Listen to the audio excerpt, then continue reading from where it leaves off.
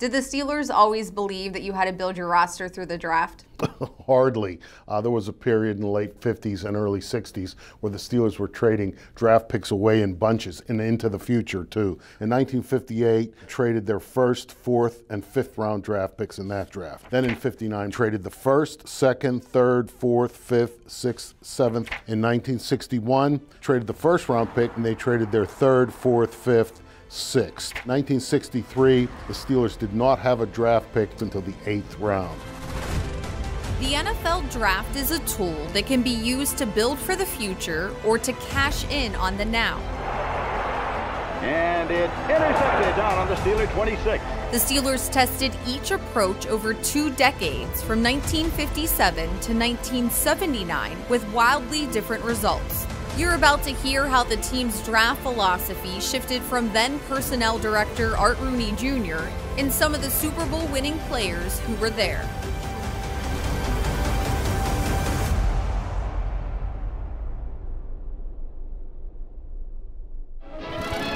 At Forbes Field in Pittsburgh, the Steelers Ottman fumbles. Jerry Cowig snatches up the loose pigskin and romps in to pay dirt. And making the final score, Eagles 34, Steelers 13.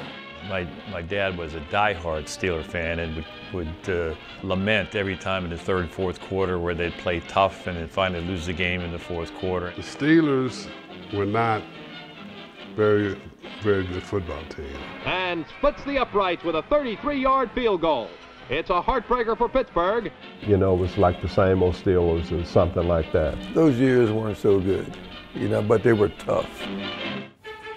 To shake up the same old Steelers in the late 1950s, owner Art Rooney Sr., affectionately known as the Chief, hired 2-time NFL champion coach Buddy Parker to become the 11th head coach since the team was founded in 1933. He was a brilliant coach and made great use of the projector, the films and that stuff, and probably was kind of early in that. He said, you have to remember a couple of things. Get the great quarterback and some good receivers for him to toss the ball to, and the rest of it. The rest of it is defense, defense, defense. When Buddy Parker parted ways in the 1965 preseason, he was the winningest coach in the brief history of this franchise. But, Buddy Parker was very much a coach who believed, as did many people in the league, that the coach should be in total control of every aspect of the football operations for a team. I found out when I came to Pittsburgh, his methodology was he wanted veteran players. So he traded away draft choices and picked up veteran players. We never had any draft choices. It was currency for him. The currency to pick up other players. Getting guys who probably had some personality trait or were a little bit over the hill and maybe way over the hill. After 8 seasons, Parker was responsible for trading 29 draft picks in the first 5 rounds alone. 3 Hall of Famers were selected from those picks. Ever hear of Dick Butkus? Yeah, he could have wore the black and gold. And so as Dan Rooney became more and more involved in various aspects of the football operations, he told Buddy Parker, no more cutting and trading guys without my approval. Buddy Parker walked into Dan Rooney's office and said, if I don't have total control over the football operations, trading and cutting players, I can't work here anymore. Dan Rooney said, I accept your resignation, and the Steelers moved on. The ramifications of Parker's draft strategy forced the Steelers to endure 4 awful seasons with a paper-thin roster. This became the start of the Steelers turning to the draft as their primary method of roster building. The team that was doing so great with the draft was the Rams, and Dallas just came in, and they were doing all the great things and building their teams, through the draft. And that is who Brother Dan and I emulated, try to find out everything we could what they were doing, and when we could do it. But the thing that happened when we started to get the bigger money from television, that allowed us to do more things like into the personnel department. With more importance on scouting than ever before, Art Rooney Jr. and his staff began the process of documenting the evaluations of hundreds of players every year. These scouting reports, which are kept at the Pro Football Hall of Fame, haven't been seen in almost 50 years. I thought and hoped these things all had died. So who was that? Joe Green should be able to develop into a fine player. Gets off with the ball good, strong, fine balance. Okay, let me see here. Uh-oh, he didn't put the E on my name. He hustles, very strong, quick as a big cat. Forces opponents to double team him. Probably one of the best pass rushers I've seen in college. Real good job of rushing the passer. Puts out all the time. Has all the equipment to be top pro defensive end. But give us the special inside pass rush we have been looking for. Draft one. By 1969, the Steelers had done their homework for their 4th overall pick and were prepared to draft with brand new head coach Chuck Noll, who was on the job for less than 24 hours. Steelers' first round selection, Joe Green, G-R-E-E-N-E. On the day he was hired, Noll inherited a roster that only had 34% of the players originally drafted or signed as an undrafted rookie by Pittsburgh. Noll and the scouting department would use that 69 draft to change that. In addition to Joe Green, they got John Kolb, a tackle from Oklahoma State in the 3rd round, who won 4 Super Bowl rings. And then in the 10th round, L.C. Greenwood from Arkansas A&M. A little bit of Bill Nunn first creeping up into the equation. With more emphasis on scouting, the Steelers started to cover more ground in the late 60s, but it didn't mean that there weren't players still being overlooked. Enter Bill Nunn. As sports editor for the Pittsburgh Courier, which at the time was one of the most prominent black newspapers in the country, Nunn knew all the collegiate stars as well as the gifted players from the historically black colleges who were largely overlooked by most teams. Well, in the 1960s and 70s, I mean, we as black athletes didn't have a lot of choices to go to major schools, and particularly out of the South. Every year he had the Pittsburgh Courier All-Americans, and that was a big thing for players who were in these historical black colleges because that was all the recognition we were getting. You know, Bill, to me, for guys in black colleges, was having a voice in the room. You know, somebody that understood what you were going through. And so he had carte blanche into the black schools. And as he would share with me, most guys were afraid to go to those schools. And then he came to work with us, and he was really terrific. He just knew so much. You know, he'd watch the tape and he could tell guys that how they moved, their feet, their hips, their knees. He could tell that this guy had a chance. This guy's gonna be a player. Then you go to 1970, the Steelers had the 1st overall pick. They wanted a coin flip with the Bears. In the past, that would have been a perfect trade bait for Buddy Parker. They kept the draft pick. Steelers select Terry Bradshaw, quarterback, Louisiana Tech. How about that, huh? Woo! And then in the 3rd round, another little bit of Bill Nunn. They picked a guy named Mel Blount from Southern University who turned into a pretty decent cornerback. So when I came in, the Steelers had won 1 game and lost 13. I think we won 5 games in 1970. And then we just kept building, kept getting better players.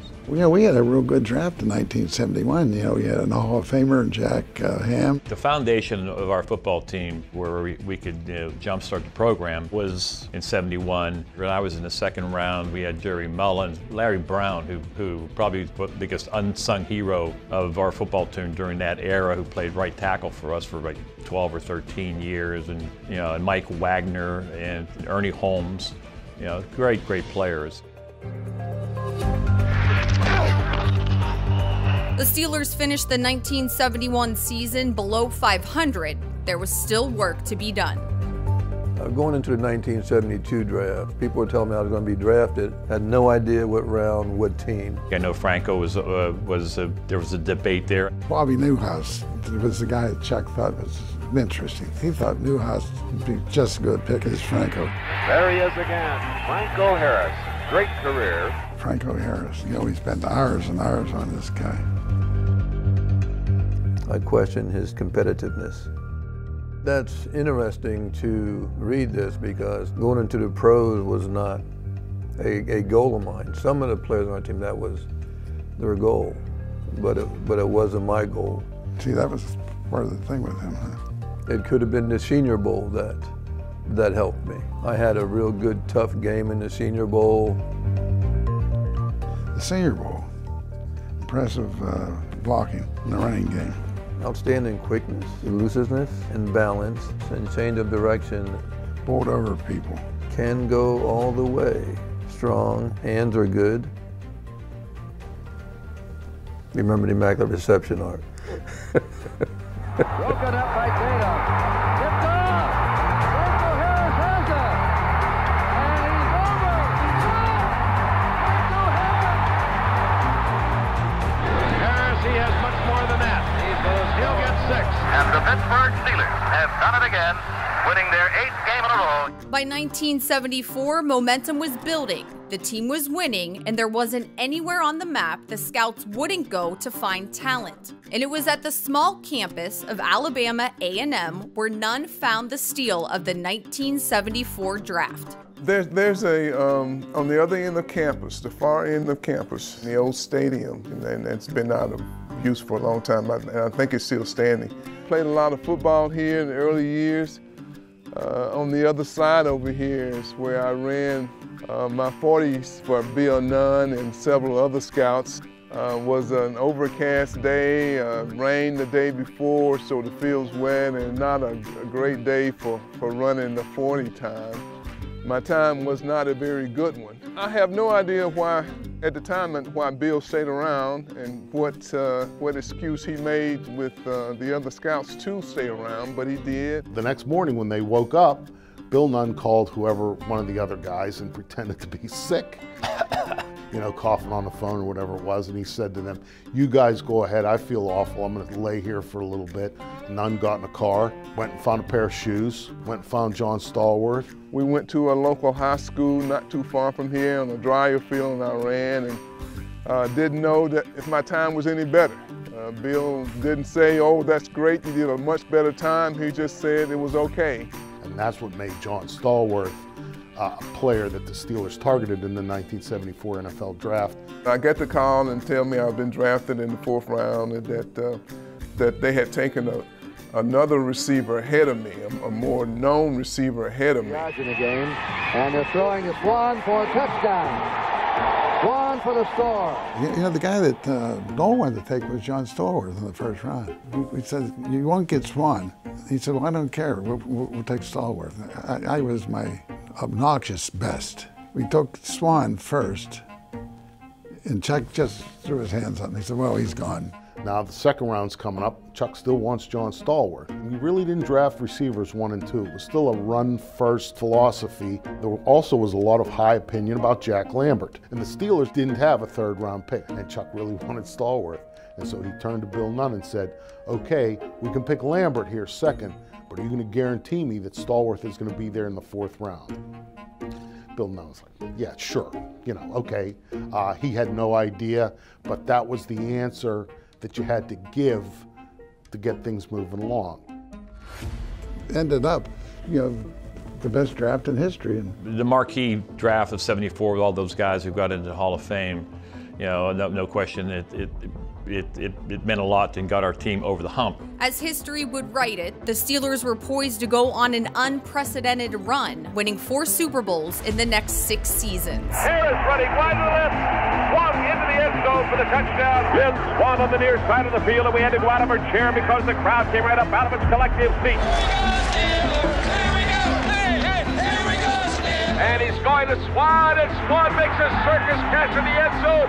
Unbelievable catch for the touchdown. He's back to throw. Robin Cole has him in the shoulder and brings him down. Bradshaw pumping, firing downfield. There goes Stallworth. He pulls it in at the 30, the 20, the 10, the 5, and it's a touchdown for Pittsburgh. Credit goes to everybody in the organization for, you know, us winning those championships. You look at the talent that we had, you look at the guys that played at virtually every position, they were some of the best in the NFL and the best of the history of the league. You know, Chuck Noll's philosophy at that time was what he always told Bill Nunn: "You know what athletes are. Bring me athletes, we will coach them into good football players." They were able to find the talent because they knew what they wanted, they knew what they were looking for. And it was a tremendous run, and the older I get, the more I appreciate it. Sure, I mean, you know, there's science behind it. When you look at speed, you look at ability, but also timing and a little bit of luck. That really makes it all come together, and we just had that during the 70s. Lynn Swan, Stallworth, Franco Harris, Terry Bradshaw, Jack Lambert, L.C. Greenwood, keep naming, Mel Blount. They put the team first. And those were the quality of people that Chuck had. World champ, number one! Dan Rooney and Chuck Noll agreed to build the team through the draft, and by 1979, from top to bottom, the Steelers' entire roster was made up of players who never wore anything but the black and gold. Fights his way over the goal line. Franco Harris for a Steeler touchdown. The Pittsburgh Steelers are the champions of the National Football League for the 4th time. It was never done before, and it's never going to be done again because the league closed. You know, sometimes things just come together at a certain time. So whatever that formula was, whatever they did, you know, it all came together.